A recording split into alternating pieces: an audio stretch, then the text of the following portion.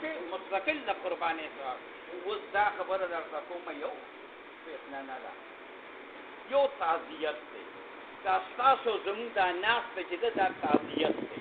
تعزیت څه دی؟ وارثانو د میت سره اظهار همدردي هغې د تصدیقي ورکول.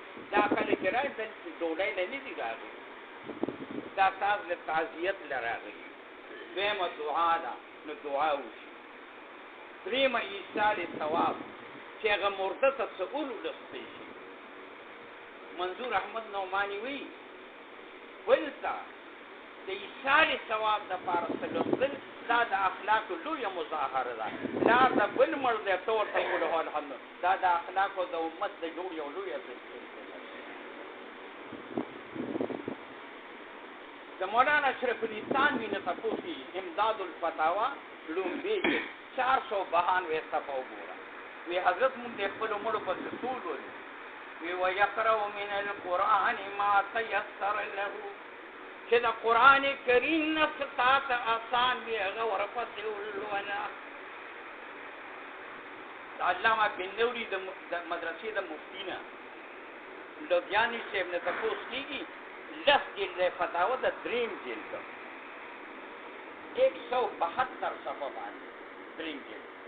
وی مونږ د خپلو مردگانو پسې د ایصال ثواب څو لولو؟ جواب ورته کوي سورت یاسین الولا، آیت الکرسی الولا، الہاکم التکاثر سورت الولا، اذا زلزلت الارض زلزالها سورت الولا. او بیا پکې زمونږ د عاجزانو ګناهګارو امیانو دپاره هم پکې خبره کوي. وی سورت فاتحه الحمد لله، سورت اخلاص الولا، د هغې ثواب ورته وبخښه. یو تفسیر د 14 جلده، یو لسم جلد 121 صفحه باندې لیکي. د دغه صاحب مور وفات شوې ده. وی زه د کتونکو د دې تفسیر درخواست کوم چې زما د والدینو دپاره یو ځل سورت فاتحه یو 3 کرته سورت اخلاص هم ولولې، ثواب ورته وبخښه. وی زم دې خلکو ته دعاګانې.